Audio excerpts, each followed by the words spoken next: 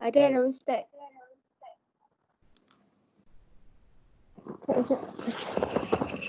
Bismillahirrahmanirrahim. Assalamualaikum warahmatullahi wabarakatuh.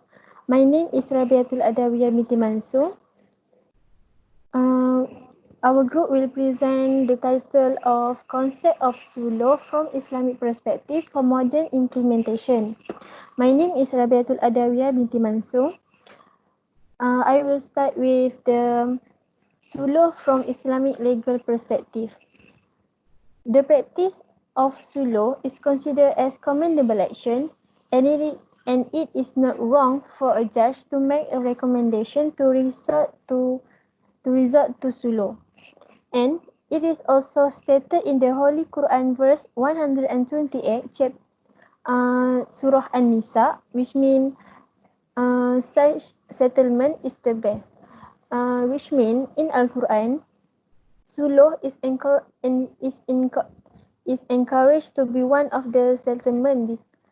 Okay, next from hadith, Rasulullah sallallahu alaihi wasallam has been reported to have said, peaceful settlement, which is SULH, is recommended among the Muslim, except SULH practice, which enable the forbidden or prohibit the lawful. Next, move to the implementation of SULH proceeding. The Selangor Islamic Judiciary Department defines SULH as a meeting between two disputing parties involving one or more claims in the Sharia court, which is chaired by a SULH officer. After achieving an agreement, the agreement will be recorded before a judge without having trial in court. Second point, Selangor Civil Procedure Enactment 2001, which is SULH regulation, were formulated in 2001, but at that time there is no officer were appointed to be SULH officer. Then in 2002, 8 female and 3 female SULH officer has been appointed. However, these officers have no formal training. The first workshop were held in 2002, where the SULH manual were drafted.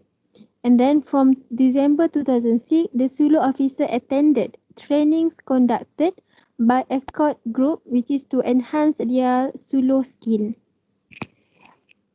Next, we move to types of SULH implemented in Sharia court. There is 5 types of SULH that were implemented. The first one is SULH for dissolution of marriage through counselling or arbitration, which is tahkim. Second, SULH conducted by legal aid department officer. Third, SULH conducted voluntarily by parties either directly or through their Syar'i lawyer. Fourth, SULH through SULH officer. And then last but not least, SULH conducted by BSK, which is Family Support Authority, Bahagian Sokongan Keluarga. We move to the concept of negotiation in Islam.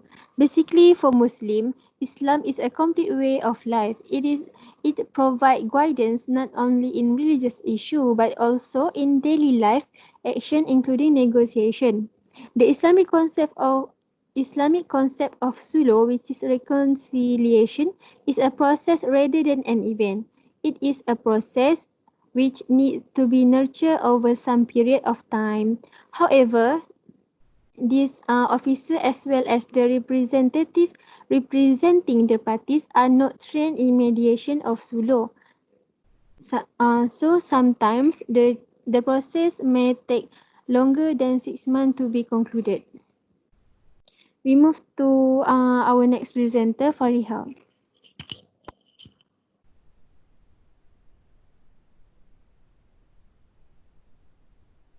Assalamualaikum warahmatullahi wabarakatuh. So we move to the mediation in Malaysia.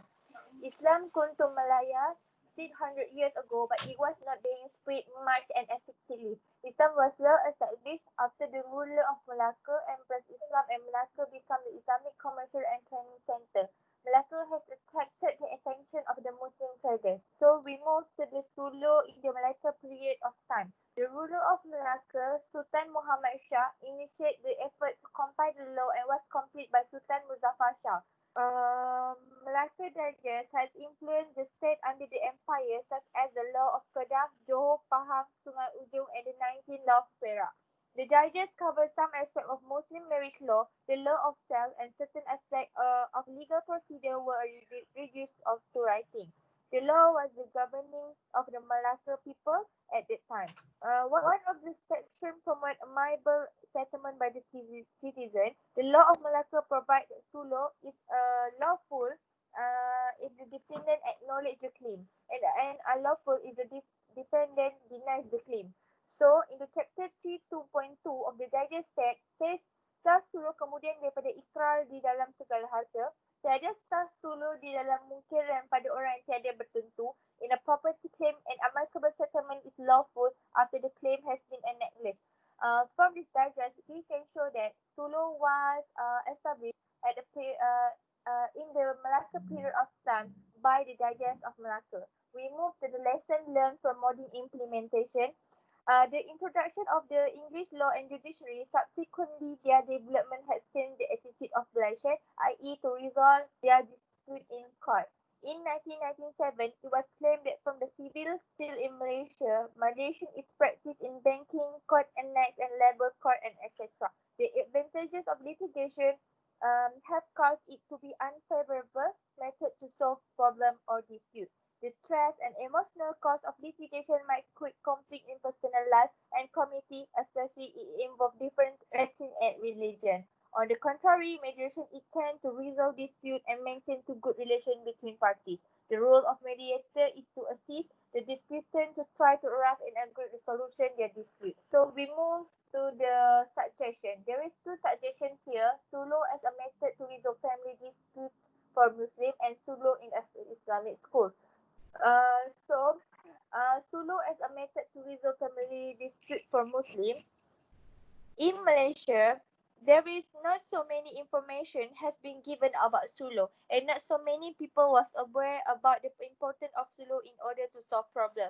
Basically, when the problem was occur between husband and wife, the parties involved normally come to seek advice from the other people to solve their problem. Many of the parties can literally seek the advice from a close family members about their opinion on certain issue. But this kind of method was not a very good method, as a family member can be biased toward another. In Malaysia, also provide pra-kursus perkahwinan for couple before they are going married and before they are go through into the challenging marriage phase. This course was compulsory to attend by couples to give their information about reality and responsibility that must be faced by the couple as husband and wife. For example, pra-kursus perkahwinan in Malacca was introduced by JAIM, Jabatan Agama Islam Malacca, and objective is to give information for couple in order to go through marriage phase. Second is the SULH in Islamic school. The method of teaching in the religious school in the Malaysia can be divided by two, i.e. curriculum and co-curriculum activities. It is suggested that the religious school to offer a new subject of dispute resolution in Islam, such as SULH. The syllabus should include all the branches of dispute resolution, i.e. mediation, conciliation, arbitration in general and briefly. Secondly, in SULH in Islamic school, it also suggests for the school to give a student opportunity to practice their mediation skill in SULH club. This club will be a platform for the student to practice and enhance their knowledge in mediation. Mediation session is different from counseling, since in mediation process the practice will talk face to face. In the counseling session, the practice has no opportunity to voice out like in the joint session in mediation.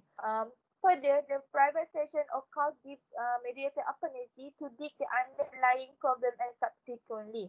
As we know, many countries have promoted mediation in school that called peer mediation. This program gives the student opportunity to tell their side of story to be trained mediator, also a student, and with both stories are heard. The party discuss solution and agree upon it. Hence, it is recommended for the Islamic teaching unit and the responsible unit in Malaysia to consider in offering a SULH subject and a SULH club in a religious school in Malaysia. As a conclusion, SULH was practiced before Islam and was amended accordingly to be in line with Islamic principles. This method of SULH must have been introduced widely all over the country so that SULH can be the best dispute resolution and not only in the family matters but also in everyday life